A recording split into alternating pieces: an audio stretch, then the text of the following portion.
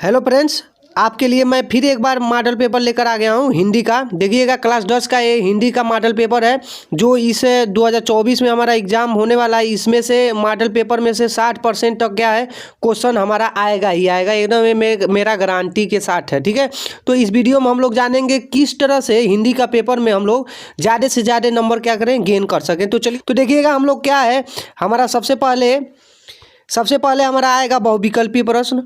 बहुविकल्पीय प्रश्न हमारा सबसे पहले आएगा, ध्यान दीजिएगा भैया, क्या आएगा, बहुविकल्पीय प्रश्न आएगा इसमें। और हमारा पहला सवाल कह रहा है बहुविकल्पीय प्रश्न में कि आचार्य रामचंद्र शुक्ल किस युग के लेखक हैं। तो ये हमारे क्या थे, शुक्ल युग के लेखक है। एक ऐसे हम लोग को ज्ञात करना है, शुक्ल यहाँ पर है देखिए भैया, तो यहाँ भी शुक्ल हमारा होगा और तो इसी से पहचान लेंगे क्या है, ये हमारा राइट आंसर है। तो हमारा सी वाला क्या होगा भैया, राइट आंसर होगा हमारा। इसमें से क्या है, सी वाला राइट आंसर है। अगला देखते हैं, अगला हमारा कह रहा है कि अजात शत्रु किस विधा की रचना है। तो इसमें से हमारा देखिएगा राइट आंसर सी वाला होगा, नाटक। क्या है हमारा, इसमें से राइट आंसर क्या होगा हमारा, नाटक वाला राइट आंसर होगा। ठीक है, चलिए आइए हम देखते हैं अगला क्वेश्चन को। अगला क्वेश्चन क्या है हमारा, अगला क्वेश्चन हमारा कह रहा है, अगला क्वेश्चन कह रहा है लहर किसकी रचना है। लहर हमारी देखिएगा जयशंकर प्रसाद की रचना है। ये इंपॉर्टेंट हमारा है, इंपॉर्टेंट है भैया, ये क्या है हमारा, इंपॉर्टेंट है, ध्यान से देख कर चलिएगा। ठीक है ना, इंपॉर्टेंट हमारा। ठीक है, चलिए आइए देखते हैं अगला सवाल। अगला सवाल हमारा कह रहा है शुक्ल युग की समाअवधि है। शुक्ल युग की समाअवधि है, तो हमारा क्या है, बी वाला राइट आंसर होगा। 1919 से 1938 तक हमारा क्या है, ये चला है। ठीक है, तो हमारा चौथा का आंसर बी होगा, बी आंसर राइट आंसर होगा। ठीक है, अगला क्वेश्चन देखते हैं। अगला क्वेश्चन हमारा कह रहा है, अगला क्वेश्चन कह रहा है नीड़ का निर्माण फिर किस विधा की रचना है। तो ये हमारा देखिएगा आत्मकथा की रचना है। क्या है, आत्मकथा। तो हमारा बी वाला क्या होगा, इसमें से राइट आंसर होगा। चलिए हम देखते हैं अगला क्वेश्चन को। अगला क्वेश्चन हमारा कह रहा है भारत भारती किस विधा की रचना है। भारत भारती किस विधा की रचना है, तो देखिएगा ये हमारा द्विवेदी युग भारत भारती का क्या है, रचना हमारा है। और देखिएगा ध्यान से आप लोग इसको, आप अगर यूपीएच में आप देखेंगे, विद्या में जो हम लोग विद्या से पढ़ते हैं, इसमें देखेंगे ना, तो आप लोग को यह दिया नहीं रहेगा क्वेश्चन का आंसर। ठीक है, क्वेश्चन ही नहीं दिया है तो आंसर क्या देगा हमारा, लेकिन हमारा आंसर क्या होगा, इसमें से द्विवेदी युग होगा। क्योंकि देखिएगा मैथिली शरण इसको लिखे थे, भारत भारती को मैथिली शरण गुप्त ने लिखा था, और मैथिली शरण गुप्त क्या थे, हमारा द्विवेदी युग के थे। ठीक है, तो इसलिए हमारा क्या होगा, द्विवेदी युग हमारा राइट आंसर होगा। ठीक है ना, चलिए आइए हम देखते हैं अगला क्वेश्चन को। अगला क्वेश्चन हमारा कह रहा है मधुशाला किसकी रचना है।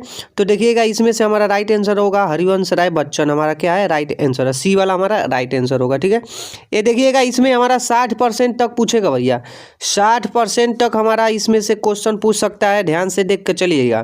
ठीक है, ये ऐसा मॉडल पेपर मैं आपके लिए लेकर आया हूँ। ठीक है ना, चलिए अगला क्वेश्चन कह रहा है, देखिए आ गया, इसी में आ गया हमारा सवाल, भारत भारती किसकी रचना है। तो ये हमारा क्या थे, मैथिली शरण गुप्त, ये ध्यान से देख के चलिएगा। ठीक है, तो बी वाला हमारा राइट आंसर होगा। अगला क्वेश्चन देखते हैं। अगला क्वेश्चन कि आधुनिक काल कब से कब तक है। आधुनिक काल कब से कब तक है, तो ध्यान दीजिएगा सन 1843 से अब तक है। आधुनिक काल जो चल रहा है यही हमारा आधुनिक काल है। तो 1843 से प्रारंभ हुआ था, अब तक चल रहा है, अभी ले चल रहा है। ठीक है ना, तो हमारा ए वाला क्या होगा, राइट आंसर हो जाएगा। ठीक है, अगला क्वेश्चन देखते हैं। अगला कि मोतीराम किस युग के कवि हैं। मोतीराम किस युग के कवि हैं, तो ये हमारा 10वां का हो जाएगा क्वेश्चन नंबर, रीतिकाल। रीतिकाल हमारा क्या होगा, राइट आंसर होगा, मतलब डी वाला राइट आंसर है। ठीक है, अगला क्वेश्चन देखते हैं। हास्यरस का स्थायी भाव क्या है। हास्यरस का स्थायी भाव हम लोग का क्या है, तो इसमें से राइट आंसर हमारा सी वाला होगा, हास, इसका ही स्थायी भाव होता है। ठीक है,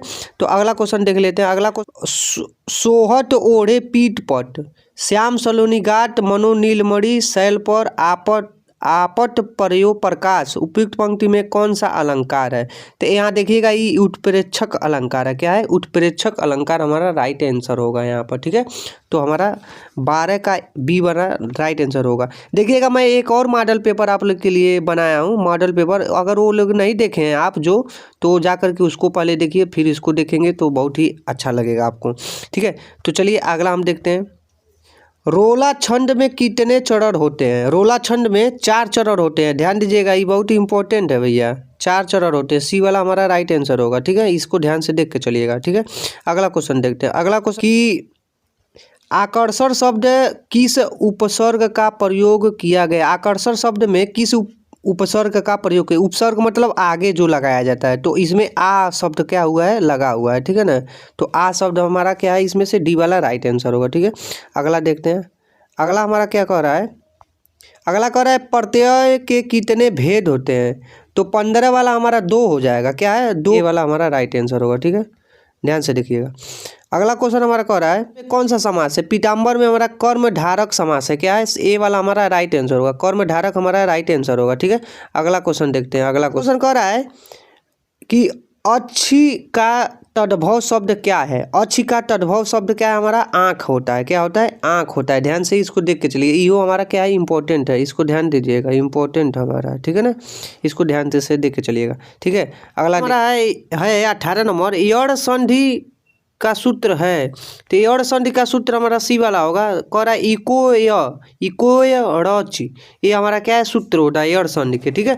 इसमें देखिएगा हमारा ई आता है, ठीक, ऊ आता है और ऋषि आता है, ठीक है। तो हम जब ए आ जाएगा तो हम समझ लेंगे यड़ संधि है, ठीक है ना, ध्यान दीजिए। अगला हमारा जब आएगा तो कहेगा कि निम्नलिखित गद्यांश पर आधारित 3 प्रश्नों के उत्तर दीजिए। 3 प्रश्न यहाँ पर आप लोग को दिखाई दे रहा होगा, दिया है, ठीक है।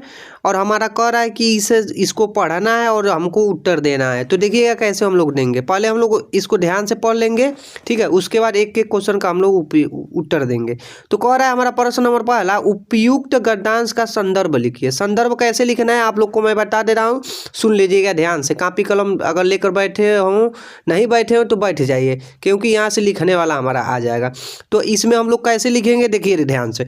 पहले हम लोग क्या करेंगे, इसका गद्यांश का संदर्भ लिखेंगे कैसे, तो लिखेंगे प्रस्तुत गद्यांतरण आचार्य रामचंद्र शुक्ल द्वारा लिखित एवं हमारी पाठ्य पुस्तक हिंदी के गद्य खंड में संकलित मित्रता नामक पाठ से लिया गया है। मतलब संदर्भ में हमको क्या लिखना है, पाठ का नाम लिखना है भैया, और जो लिखे हैं इसको, जो इसके रचयिता हैं उनका नाम लिखना है, ठीक है।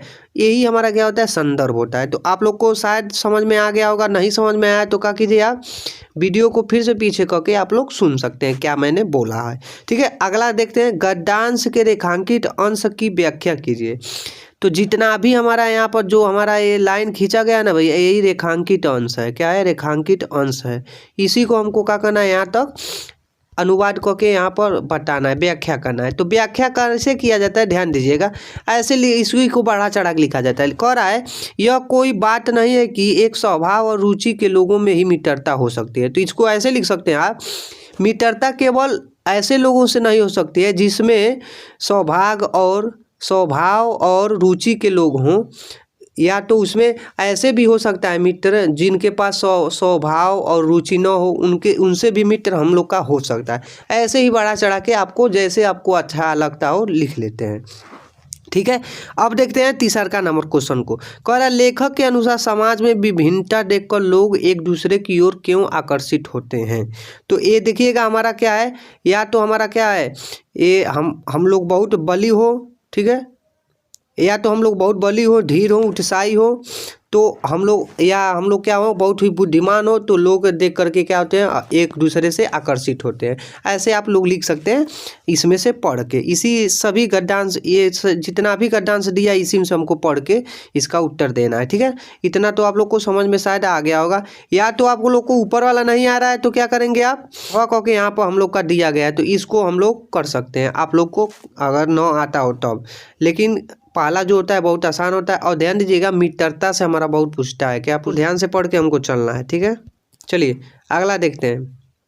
तो देखिएगा अगला क्वेश्चन हमारा कह रहा है दिए गए पद्यांश पर आधारित 3 प्रश्नों का उत्तर लिखिए। तो पद्यांश आप लोग को मैं दिखा दे रहा हूँ, कहाँ पर दिया गया है, ऊपर दे दिया गया है पद्यांश, ऊपर यहाँ पर टाइप हो गया है, तो इसको ऊपर से देख लेते हैं।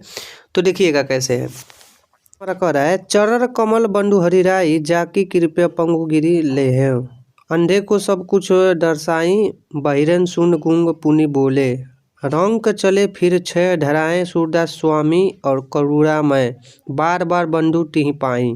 ठीक है, इसको हम लोग को ध्यान से पढ़ लेना है, ठीक है, यहाँ से यहाँ तक। उसके बाद हम लोग को क्या करना है, क्वेश्चन का आंसर देना है, पहला नंबर, दूसरा नंबर, तीसरा नंबर, ठीक है ना। और 8वां क के भी हमारा नीचे दिया रहेगा, तो उसको बाद में देखते हैं। पहले हम लोग जो हमारा है उसको देखते हैं। ठीक है कि उपयुक्त पदयांश का संदर्भ लिखिए। अब देखिए पदयांश है, गद्यांश पिछले पढ़े हैं कि गद्यांश का संदर्भ कैसे लिखेंगे, अब जानेंगे हम लोग पदयांश का संदर्भ कैसे लिखेंगे। तो देखिएगा पदयांश का संदर्भ ऐसे लिखना है, हम लोग जो बोलना है वही लिखना है, सेम यही लिखेंगे तब नंबर आपको बहुत ज़्यादा मिलेगा, क्योंकि मैं जितना भी बोल रहा हूँ ये बहुत ही अच्छे ढंग से बोल रहा हूँ। देखिएगा क्या लिखेंगे, यह पद सूरदास द्वारा रचित सूरसागर नामक ग्रंथ से हमारी पाठ्य पुस्तक हिंदी काव्य खंड में संकलित पद शीर्षक से लिया गया। मतलब इस पद जो लिखा है, पद जो मैं बोला हूँ ये क्या है, पाठ का नाम है, ध्यान दीजिएगा। ठीक है ना, ठीक है, तो इतना देख लीजिएगा। अब फिर क्या कर रहा है, दूसरा नंबर क्वेश्चन कर रहा है रेखांकित अंश की व्याख्या कीजिए। रेखांकित अंश की व्याख्या क्या करना है, बहिरे सुनी गूंग पुनी बोले रंग चले सिर छह धराए। कह रहा है सूरदास जी कह रहे हैं कि अपने पंक्ति से कि जो हमारे स्वामी हैं वो बहिरे सुने गूंग पुनी बोले, बहिरों को सुना देते हैं, उनके चरण जब पढ़ते हैं किसी पर तो बहरे को भी क्या होता है, सुनाई देने लगता है, और क्या होता है गूंगा को भी बोलने लगता है, गूंगा भी क्या करने लगता है, बोलने लगता है। इनके अगर चढ़र किसी पर पड़ जाए, हाथ किसी के सिर पर पड़ जाए तो, ठीक है ना, यही हमारा कह रहा है। आप लोग देख सकते हैं विद्या में देखेंगे तो आप लोग को और अच्छा से लिखा गया होगा। ठीक है ना, ध्यान से देख लीजिएगा। ठीक है, अब हम 8वां करके हमारा अगला दिया है, उसी क्वेश्चन में 8वां करके दिया गया है 8वां। ठीक है, तो 8वां करके आप इसको भी देख सकते हैं। अगर नहीं आ रहा है ऊपर वाला तो नीचे वाला करिए, जो करना है एक वो करना है, लेकिन दोनों में से। ठीक है, अगला देखते हैं।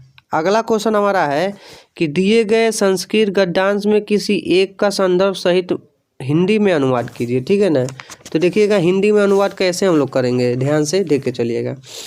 इसमें देखिएगा संदर्भ जब भी हम लोग लिखेंगे तो सिर्फ क्या लिखेंगे, हम जो बोलने जा रहे हैं वही लिखेंगे प्रस्तुत गद्यांश हमारी पाठ्य पुस्तक हिंदी के संकलित खंड के वाराणसी पाठ से लिया गया है। मतलब जो हमारा वाराणसी है इसी पाठ से लिया गया है, आप लोग पढ़े होंगे वाराणसी। ठीक है, इसी पाठ से हम लोग का लिया गया है, इतना ध्यान के देख कर चलिएगा। ठीक है ना, तो हिंदी में अनुवाद आप लोग कर लीजिएगा। अगर आप लोग पढ़े होंगे तो हिंदी में अनुवाद करने के लिए जान रहे होंगे। ठीक है ना, तो ये हमारा क्या है, अनुवाद करेंगे तो 3 नंबर मिल जाएगा, और संदर्भ लिखेंगे तो हमारा 2 नंबर तो मिलना ही मिलना है। ठीक है ना, ध्यान दीजिएगा।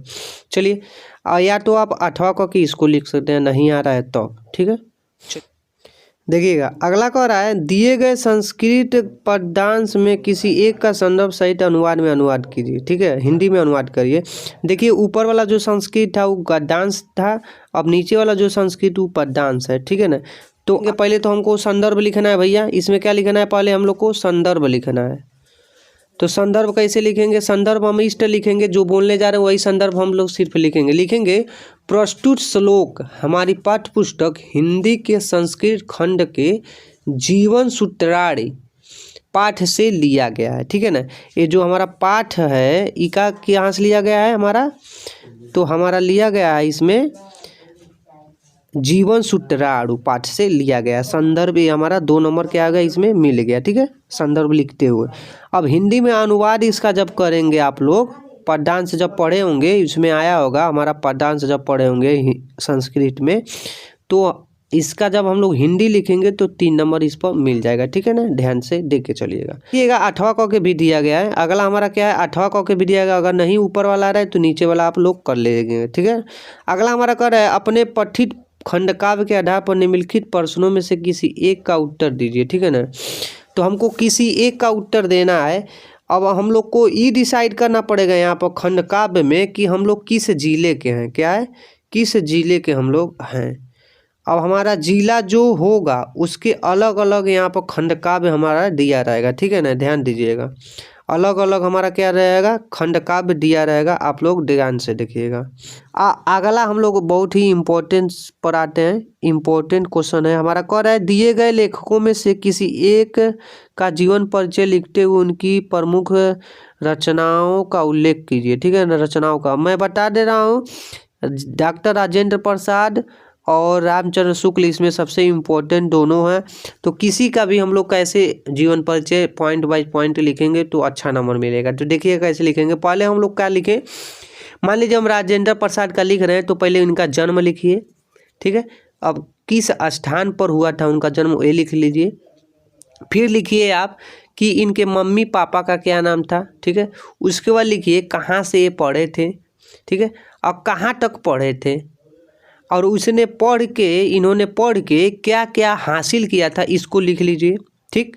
उसके बाद क्या कीजिए, इनका मृत्यु कहाँ हुआ था, जहाँ मरे थे उनका क्या कीजिए सन लिख दीजिए, ठीक है। ऐसे आप लोग क्या करेंगे, लिखेंगे तो हम लोग का बहुत ही अच्छा नंबर देगा, ठीक है ना। तो ऐसे लिखना है आपको। उसके बाद क्या करना है, अंत में हमको रचनाएं लिखना ही लिखना है, क्योंकि रचना पर हमारा 2 नंबर मिलेगा भैया, रचना पर हमारा 2 नंबर मिल जाएगा, ठीक है। अगर अच्छे अच्छे से लिखेंगे तो आप 3 नंबर तो मिलेगा ही मिलेगा 5 नंबर में से, ठीक है। अगला देखते हैं। अगला कह रहा है कि दिए गए कवियों में से किसी एक पर जीवन परिचय देते हुए अपनी प्रमुख रचनाओं का उल्लेख कीजिए, ठीक है ना। तो अब देखिएगा, इसमें हम अगर कवि में सबसे महत्वपूर्ण हमारे होते हैं सुमित्रानंद पंत जी, ठीक है ना। तो इसमें भी हम लोग लिखेंगे जब इनका भी जीवन परिचय, जिस तरह कवि लेखक का लिखेंगे उसी तरह हम लोग कवि का भी लिखेंगे, ठीक है। ध्यान से देख के चलिएगा, हाँ? ठीक। हमारा आगे कह रहा है महाकवि सूरदास। देखिए 3 गो दिया था, महाकवि सूरदास का भी इम्पोर्टेंट है, ये भी याद करके आप लोग जाइएगा परीक्षा में, ठीक है। अगला क्वेश्चन हमारा कहता है कि अपनी पाठ्य पुस्तक में कंठस्थ कोई एक श्लोक लिखिए। देखिएगा, जब हम लोग किताब में पढ़े होंगे, कोई भी हमको जो याद हो श्लोक जो है कविता, वही हम लोग को क्या करना है, इसमें लिखना है। तो 2 नंबर हम लोग का मिलेगा इस लिखने पर, ठीक है ना। इसको याद करके आप लोग जरूर जाइएगा। इसमें तो कुछ नहीं करना है, खाली हम लोग को याद करके जाना है और नंबर ले लेना है, ठीक है ना। चलिए अगला क्वेश्चन देखते हैं। अगला क्वेश्चन हमारा कह रहा है निम्नलिखित में से किन्हीं 2 प्रश्नों का उत्तर दीजिए। किन्हीं 2 प्रश्नों का उत्तर देना रहेगा। दोनों प्रश्नों का उत्तर क्या देना रहेगा, हमारा संस्कृत में ही देना रहेगा, और संस्कृत में ही क्या रहेगा, हमारा प्रश्न भी पूछा जाएगा। तो इसके लिए क्या मिलेगा, आपको 4 नंबर मिलेगा हमारा। सही उत्तर देंगे तब 2 का उत्तर देना है। अगला आता है हमारा 9 नंबर का। तो अगला हमारा क्या है, निम्नलिखित में से किसी एक विषय पर निबंध लिखिए। निबंध लिखने के लिए क्या किया जाता है, ध्यान दीजिएगा। मान लीजिए हम लोग लिख रहे हैं जनसंख्या लाभ हानि का, ठीक है। मान लीजिए लिख रहे हैं विषय तो निबंध, तो हम लोग क्या करेंगे, पहले हम लोग क्या करेंगे, प्रस्तावना लिखेंगे। क्या लिखेंगे, प्रस्तावना, ठीक है ना। उसके बाद हम लोग देखिएगा क्या लिखेंगे, प्रस्तावना लिखने के बाद क्या लिखेंगे, जनसंख्या वृद्धि में उत्पन्न समस्याएं। पॉइंट बाय पॉइंट लिखेंगे तो बहुत ही अच्छा रहेगा, नंबर हम लोग का ज़्यादा मिलेगा, ठीक है। उसके बाद लिख ले सकते हैं जनसंख्या वृद्धि के कारण, ठीक है ना। इसी तरह जो भी आपके मन में है उसको क्या करेंगे, पॉइंट बाय पॉइंट लिखेंगे, और अंत में उपसंहार लिखेंगे। क्या लिखेंगे, उपसंहार। मतलब इससे क्या हम लोग को हानि लाभ समस्या कि इससे बचाव, अंत में जितना भी होता है वो सब लोग निष्कर्ष उसका लिख देंगे, ठीक है ना, उपसंहार में हम लोग, ठीक है। इस तरह से क्या करेंगे आप, अगर हम लोग हिंदी का पेपर देने जाएंगे, जिस तरह मैं बताया हूँ, जिस तरह लिखने के लिए, इस तरह देकर अगर जाएंगे आप देंगे पेपर को, तो आपको 70 में से भैया तो मिल तो जाइबे करेगा 50 प्लस, ठीक है ना। 50 प्लस हम लोग को मिल ही जाएगा, ठीक है। इतना ध्यान